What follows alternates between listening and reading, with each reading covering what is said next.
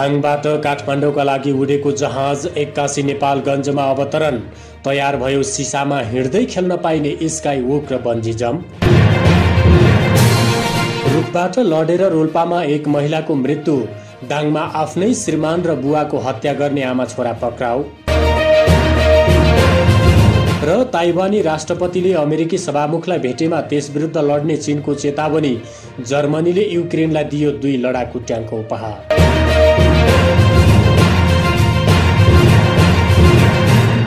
नमस्कार, दियो दैनिकमा यहाँलाई हार्दिक स्वागत छ। म दिपेन्द्र बुढा। दाङको टरीगाउँबाट काठमाडौँका लागि उडेको सीता एयरले नेपालगञ्जमा लगेर यात्रुलाई अलपत्र पारेको छ। बुधबार बिहान 11 बजे टरीगाउँ एयरपोर्टबाट काठमाडौँका लागि उडान भरेको सीता एयरको जहाज नेपालगञ्ज विमानस्थलमा अवतरण भएपछि यात्रु र विमानका कर्मचारी बीच केही बेर भनाभन भएको थियो। विमानका कर्मचारीले राराबाट आकस्मिक उडान भर्नुपर्ने भन्दै यात्रुलाई ओह्रालेर त्यहाँबाट जहाजले अन्यत्र उडान भरेको थियो। 2 जना यात्रु लिएर उडेको जहाज 11:15 बजे नेपालगञ्ज विमानस्थलमा अवतरण गरेको थियो। यता सीता एयरका क्षेत्रीय डाइरेक्टर विनोद मिश्रलाई सम्पर्क गर्दा उहाँको मोबाइल स्विच अफ भएका कारण सम्पर्क हुन सकेन। यात्रुलाई काठमाडौँ भनेर नेपालगञ्ज लगेर ओह्राल्नु सीता एयरको गम्भीर लापरवाही भएको घोराईको रतनपुर निवासी यात्रु लक्ष्मी पहराईले बताउनुभयो। 1:30 बजे भनेर मंगलबार टिकट काटेकी थिए। त्यही दिन साँझ नै बुधबारका लागि बिहान 9 बजे एयरपोर्टमा आउनुहोला भन्ने खबर आयो। 9 बजे एयरपोर्टमा पुगेपछि 11 बजे जहाज काठमाडौँका लागि उड्यो। 11:15 नेपालगञ्ज विमानस्थलमा अवतरण भयो।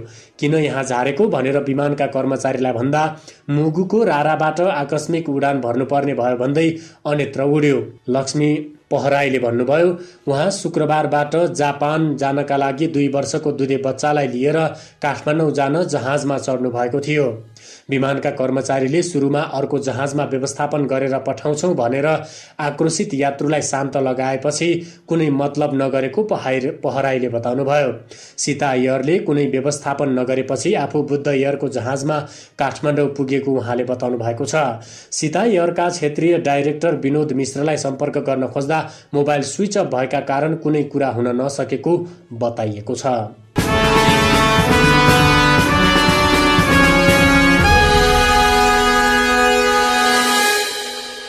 रोल्पाको त्रिवेणी गाउँपालिकामा रुखबाट लडेर महिलाको मृत्यु भएको छ। रोल्पाको रुन्टीगढी गाउँपालिका वडा नम्बर 8 सानो लिबाङ्की कामना घरतीको मृत्यु भएको हो। माइतघर त्रिवेणी गाउँपालिका वडा नम्बर 4 गमालीचौरमा घर नजिकैको जंगलमा काफल खान गएको बेला रुखबाट लडेर मृत्यु भएको जिल्ला प्रहरी कार्यालय रोल्पाका इन्सपेक्टर रामनारायण गुप्ताले जानकारी दिनुभएको छ। 32 वर्षकी घरतीको दिउँसो 1:30 बजे मृत्यु भएको प्रहरी चौकी जुगारले जानकारी दिएको छ। रुखबाट लडेर गम्भीर घाइते भएको घरतीलाई उपचारका लागि दाङ लैजाने क्रममा सिम्पानी स्वास्थ्य चौकीमै मृत्यु भएको स्वास्थ्य चौकी प्रमुख धनबहादुर घरतीले जानकारी दिनुभएको छ। मृतक घरतीको श्रीमान गणेश बस्नेत वैदेशिक रोजगारीमा रहेको प्रहरीले बताएको छ। घरतीको 2 छोरी रहेका छन्। मृतक घरती 3-4 वर्षदेखि माइतमै बस्दै आएको पारिवारिक स्रोतले बताएको छ।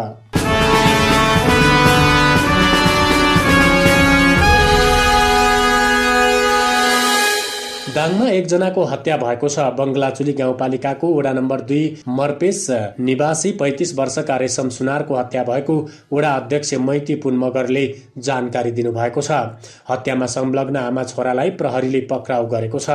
हत्या आरोपमा मृतक सुनारकै छोरा 17 वर्षीय शिवराज सुनार र श्रीमती वर्ष 36 की चन्द्रा सुनारलाई पक्राउ गरिएको जिल्ला प्रहरी कार्यालय दाङका प्रहरी प्रवक्ता डीएसपी राजन कुमार गौतमले बताउनु भएको छ।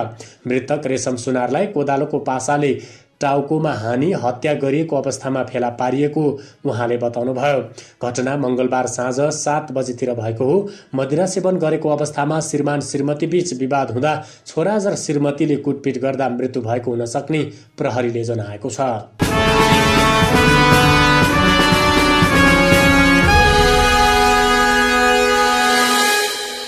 तनहुको बन्दीपुर घुमघाम अब थप रमाइलो र साहसिक हुने भएको छ।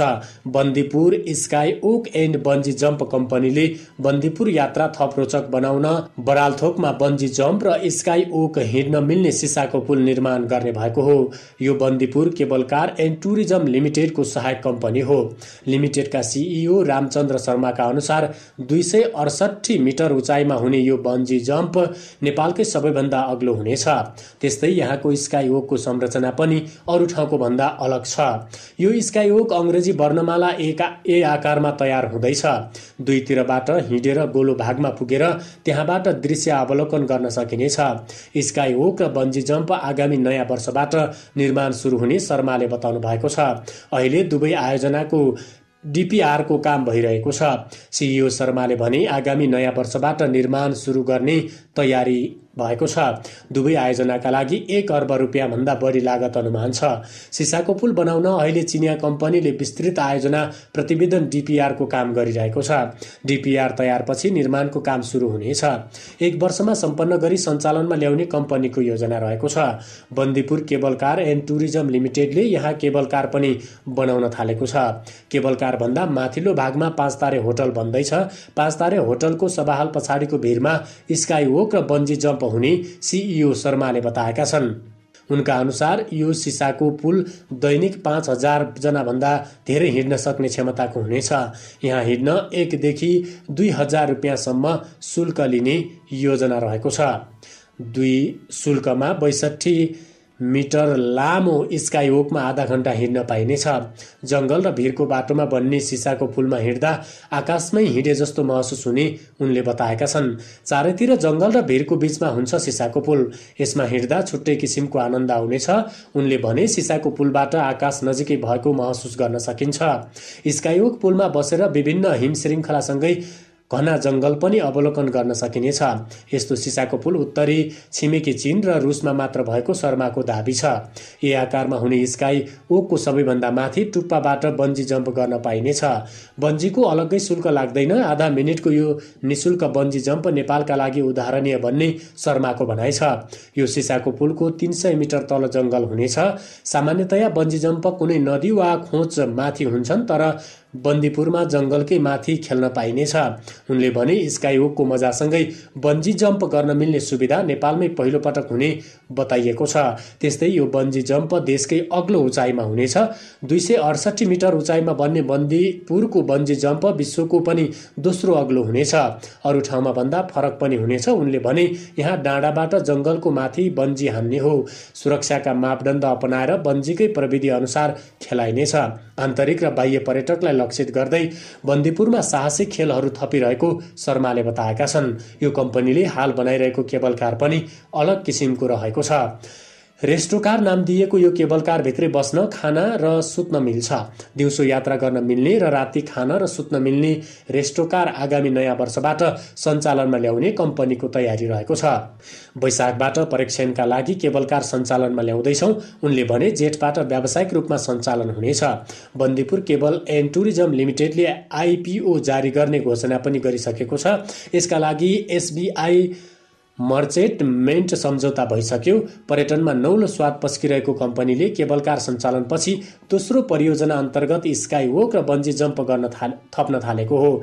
स्काई वोक र बन्जी जम्पमा बन्दीपुर केबल कारको 51% लगानी हुनेछ। 8000 भन्दा बढी शेयर लगानीकर्ता रहेको कम्पनीले अनुसन्धान तथा विकास कमिटी पनि गठन गरेको छ। आगामी दिनमा बन्दीपुरमा नयाँ थप विशेषता सहितका साहसिक खेलहरू ल्याउने गरी अध्ययन भइरहेको सिइओ शर्माले बताएका छन्।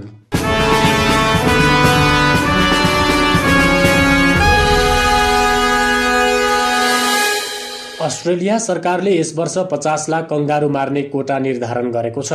हरेक वर्ष कोटा निर्धारण गरेर कंगारूहरू मार्दै आएको अस्ट्रेलियाले यस वर्षका लागि 50 लाख कोटा निर्धारण गरेको सीएनएनले जनाएको छ। अहिले अस्ट्रेलियामा कंगारुको संख्या 3 करोड 65 लाख रहेको सरकारी तथ्याङ्कमा उल्लेख छ। कंगारुको संख्या हरेक वर्ष 10% भन्दा धेरैले बढ्दै आएको छ। कंगारु संसारमै अस्ट्रेलिया र पपुवा न्युगिनीमा मात्र पाइन्छ। पपुवा न्युगिनीमा भने 300 देखि 500 को संख्यामा मात्रै रहेकाले कंगारु मार्न पाइँदैन। अस्ट्रेलियाले जग्गा धनीहरूको लागि कंगारु मार्ने अनुमति दिँदै आएको छ। अस्ट्रेलियाले कंगारुको छाला र मासु बेचेर वर्षमा 13 करोड अमेरिकी डलर भन्दा धेरै आम्दानी गर्दै आएको छ। अधिकारवादी संस्थाले कंगारु मार्ने कामको विरोध गर्दै आएको भए पनि अस्ट्रेलियाले भने कंगारुको संख्या नियन्त्रणका लागि मार्नुबाहेक अरू उपाय नभएको बताउँदै आएको छ। बालीनाली नष्ट गर्नुका साथै अरू जनावरलाई पनि मार्ने हुनाले कंगारु मार्नु परेको अस्ट्रेलिया सरकारको दाबी रहेको छ। अस्ट्रेलियाका धेरै ग्रामीण बस्तीमा मानिस र कंगारु बीच चर्को द्वन्द्व रहँदै आएको छ।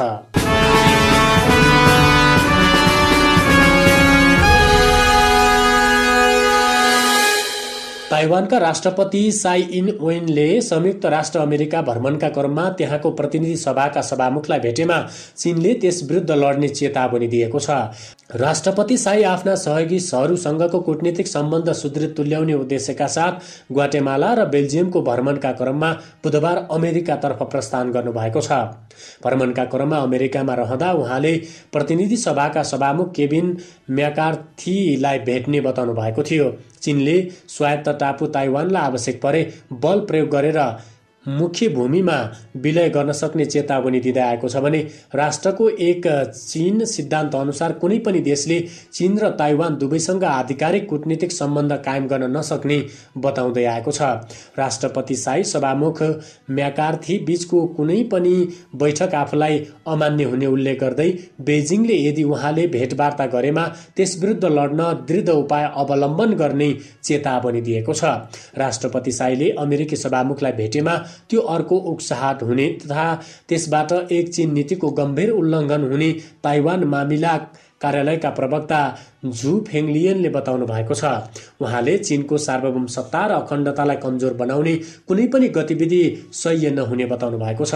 राष्ट्रपति साईको यो भ्रमण ताइवानको 80 वर्ष पुरानो कूटनीतिक सम्बन्ध तोडेर होन्डुरसले बेजिङसँग सम्बन्ध कायम गरेपछि हुँदैछ।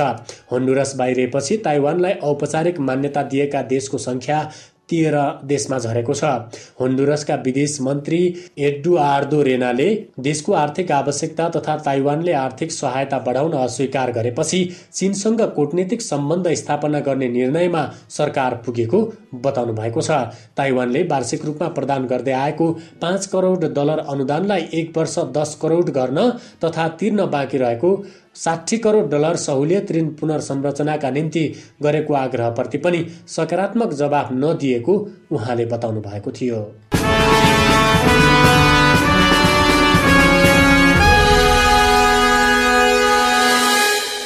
जर्मनीले युक्रेनलाई लियोपार्ड 2 लडाकु ट्याङ्क प्रदान गरेको छ। युक्रेनलाई हतियार सहायता गर्ने जर्मनीको प्रतिबद्धता अनुसार लियोपार्ड 2 ट्याङ्कको पहिलो खेप किएभ पठाइएको रक्षा मन्त्रालयले जनाएको छ।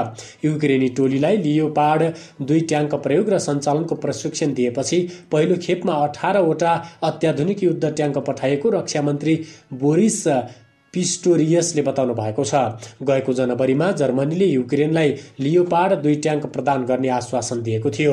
किएभबाट प्राप्त समाचार अनुसार बेलायतले प्रदान गरेका च्यालेन्जर 2 ट्याङ्क पनि युक्रेन पुगेका छन्। गएको वर्ष रुसले आफूमाथि आक्रमण गरेपछि युक्रेनले आफ्ना समर्थक देशसँग थप आधुनिक सवारी साधन र हतियार माग गर्दै आएको थियो। बेलायतबाट आफूलाई लियोपार्ड 2 प्राप्त भएको सम्बन्धमा किएभले कुनै जानकारी नदिए पनि च्यालेन्जर 2 ट्याङ्क प्राप्त गरेको पुष्टि गरेको छ। बेलायतको रक्षा मन्त्रालयका प्रवक्ता झरिना जोलोटारले च्यालेन्जर 2 ट्याङ्क युक्रेन पुगेको जानकारी दिँदै युक्रेनी सैनिक टोलीले ट्याङ्क सञ्चालनको तालिम बेलायतमा लिएको बताउनु भएको छ। यद्यपि उहाँले लियोपार्ड 2 बारे कुनै जानकारी दिनुभएको छैन।